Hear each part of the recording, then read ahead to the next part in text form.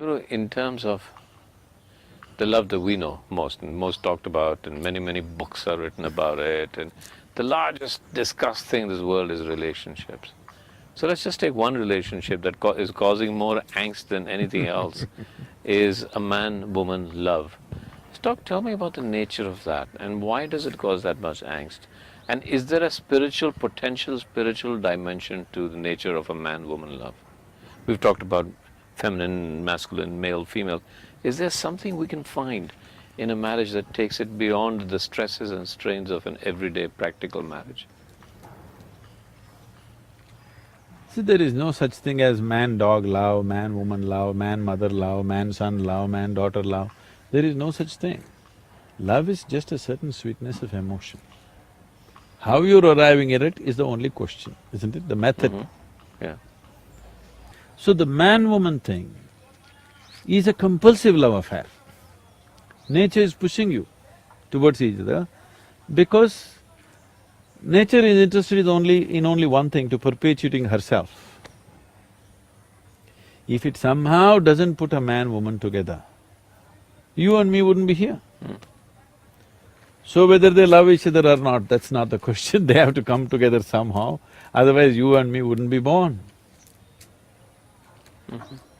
So this is a compulsive need. This need is throwing people together to experience some sense of oneness. This is one love affair chemically supported by nature. Okay. All the other love affairs are not chemically supported by nature, it is just yours. But this is one love affair which is chemically supported by nature. For most of these love affairs, unfortunately, once the chemistry runs out, they wonder why the hell are they together. So before the chemistry runs out, you are supposed to establish a different level of conscious love affair, which is beyond the chemistry. If that doesn't happen, it turns ugly. So what is that love affair that is a conscious love affair? Let's talk about that. And let's take it further. Is there a potential spiritual dimension to it? I'm not saying there has to be. Is there a potentially? But let's first say, when the chemicals don't react anymore, what reacts? What works? What makes it work? See, chemistry is of the body, Yeah. okay? The bodily chemistry plays up certain things according to its needs. The moment the need is satisfied, you wonder why the hell are you here, Yeah. okay?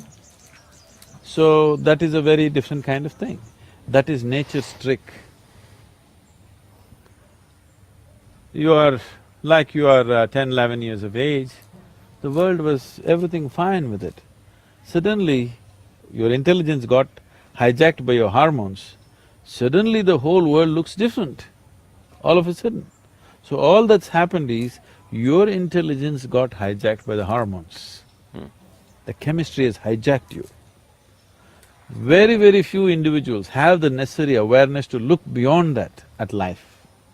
Everybody else get flooded by this process. By the time they recover, usually it's too late.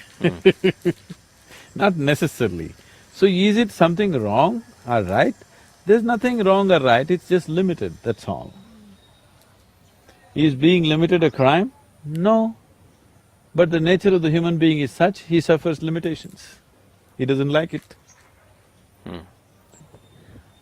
So a relationship, when you see a man and a woman, you're talking about a relationship.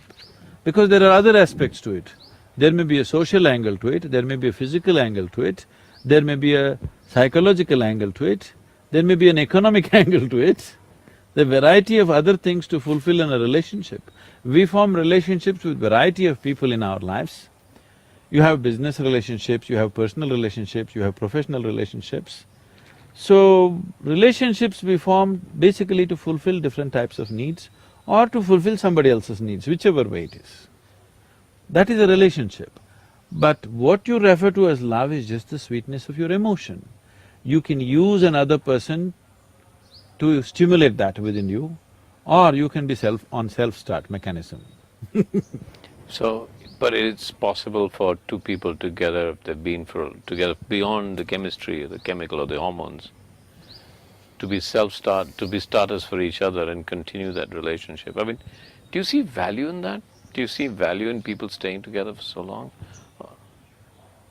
in a marriage? beyond duty, beyond, say, okay, we have children, we have to do it together, society See, expects there us is a to. certain beauty for two human beings to weave their lives as one. There is a certain sense of… See, if you have to really be with somebody, you have to give up a part of yourself in some way. So the English expression falling in love is very significant. You can only fall into it. You can't stand in it, you can't climb in it, you have to fall into it. Falling means some part of you has to go Yeah. to accommodate another, which is a good thing for a human being to do, that doesn't think too much of himself. One who thinks too much of himself cannot be in a love affair. Yeah.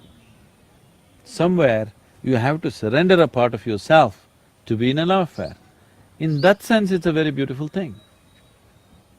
But in this weaving, as you called it, is it possible for you to be with another person that becomes, and I'm just guessing here, that becomes the conduit towards your own self-realization?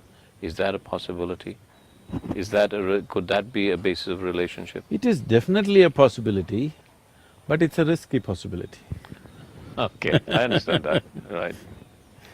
You may just get entangled and lost in so many complexities of a relationship rather than finding the ultimate nature. I'm not saying it's not possible, it's very much possible. So that is why in India, when we got people married, we tied what's called as a Mangal Sutra. Today it's just a thread, a ritualistic thread. But that's not how it originally started. There is a way of taking a strand of energy from you and your partner and tying it up in a certain way, so that beyond your logic, beyond your understanding, beyond your psychological, emotional and physical needs, somewhere deep inside two beings are tied together, two lives are tied together. So, a lot of people cannot understand how these two people are together, because nothing seems to be common in them, but still they're like one, because on another level they're tied up. This can happen because of the physical proximity and the intimacy of the whole relationship, but even before you start it, we have a whole technology as to how to tie up two lives together. So we always said that this is a lifelong thing, you cannot break it. If you break it, you have to tear two lives apart, because it was not just an arrangement, it was a kind of a union. If you listen to all the mantras chanted in the weddings, they're always talking about this, how these two beings are being welded together, okay? So anyway, you come from Bollywood, and there was a time 30 years ago, 25 years ago, every song was talking Janam, Janam, Janam. Now they're talking expiry date. Okay. So the whole context of relationships have changed, which I feel is sad, because the profoundness of being with another being has been lost in this. In the name of freedom, in the name of choice, actually you're becoming horribly compulsive. It's all about yourself. When it's all about yourself, you will not know the beauty of life.